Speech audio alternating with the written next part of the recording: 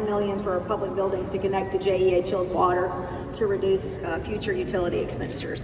So these are things that are not recurring, and those are the things that are appropriate to go into the reserves for. Mayor, at University of Florida, there's obviously an increase in their operating funding, another installment on capital upgrades. Well, I think it's the same funding we gave them last year. We gave them, this is what we gave them last year. Last year we had the benefit of some additional funds from the federal government, which we don't have this year. But we still funded them at the same level. Has it increased by how much?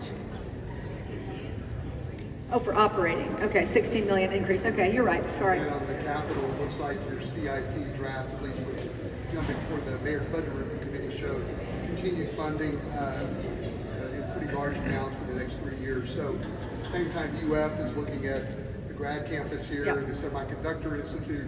Is there kind of like a quid pro quo? There have been negotiations back and forth between you and UF where y'all ramp up funding for support of the UF Health, and UF then puts its investment into Jacksonville in the form of the grad campus and the Semiconductor Institute. I wouldn't at all call it a quid pro quo. I would say that it's a representation of our priorities. We have one safety net hospital in this city that deals with every single one of our most vulnerable citizens. Every other hospital in Jacksonville sends all of those people to UF Health.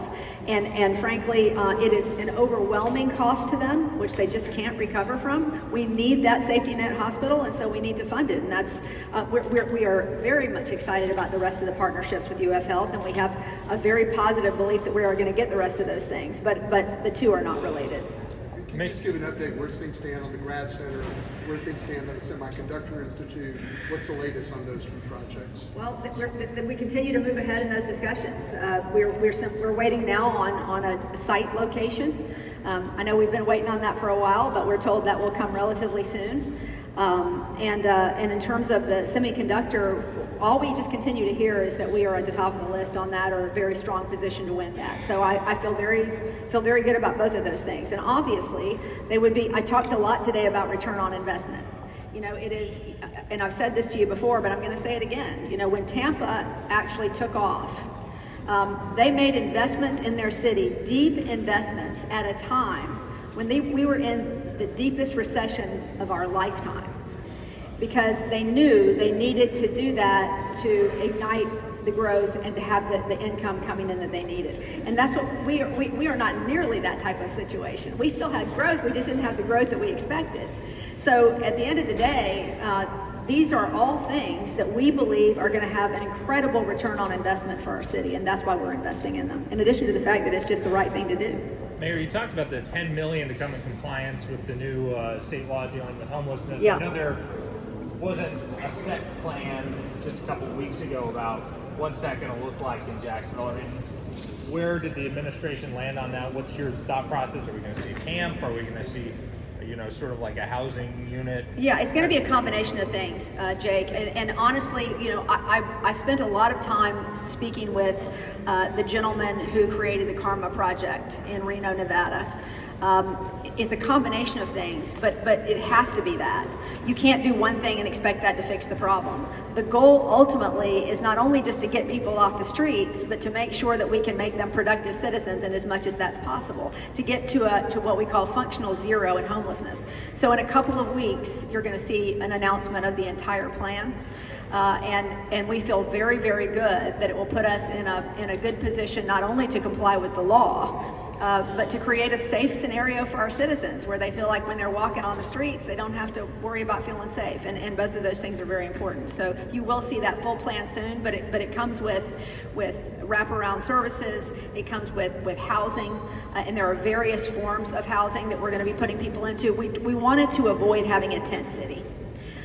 We wanted people to have some dignity with this process, and that's all part of the plan. So we want to fund the $10 million, and then we want to ask the community to step up, the private sector to step up for the other $5 million. Have you already had conversations about getting that $5 million from them? You bet. We're already having conversations. We are in constant contact with our business community and philanthropic community on how we can move forward together.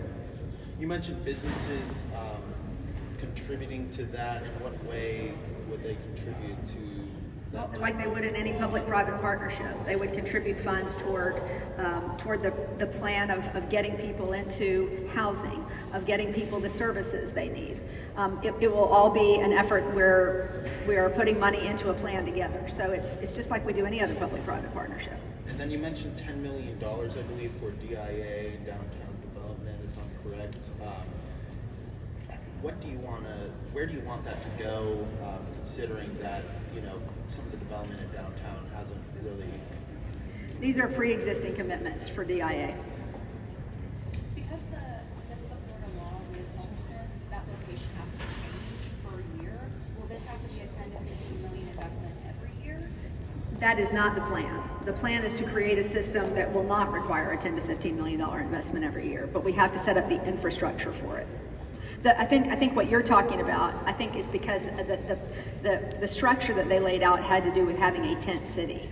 We are going to try to avoid that with various different aspects, including putting people into vacant hotel rooms and things like that. There are a number of different aspects that we're looking at, and we'll lay out the cost of every one of those things. But we think once we have it laid out and once we have it funded, there will certainly be some costs moving forward, but it won't be the initial investment.